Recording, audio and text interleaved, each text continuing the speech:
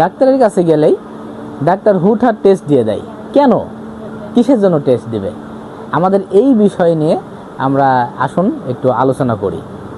সাধারণত আমরা যখন ডক্টরের কাছে যাই তখন ডক্টর আমাদের দেখার পরে ডক্টর সাধারণত রুটিন টেস্টগুলো দিয়ে থাকেন। আর রুটিন টেস্টগুলো দিয়ে থাকেন, এর মধ্যে সিবিসি আছে, আরবিএস আছে, ডায়াবেটিক্সের যেই টেস্টগুলো আছে এবং জন্ডিস, ডক্টর যেটা মনে করে আর কি সেটা কিন্তু ডক্টর ভেবেই টেস্টগুলো দিয়ে থাকে। কারণ রোগ নির্ণয়ের জন্য টেস্ট না করা পর্যন্ত রোগ নির্ণয় করা সম্ভব হয় না, এবং আমাদের এই জন্যই সাধারণত ডক্টর টেস্টগুলো দিয়ে থাকে। আমরা অনেকেই ভুল ভাবি, ডক্টরদের ভুল বুঝে যে কেন হুটহাট টেস্ট দেয়। অযথা আপনারা এই ভুলটা কখনো ভাববেন না।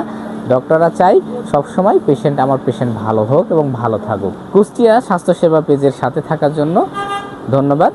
লাইক, কমেন্ট, শেয়ার করে আপনাদের শুভাকাঙ্ক্ষীদের কাছে তথ্যটি পৌঁছে দেন। আসসালামু আলাইকুম।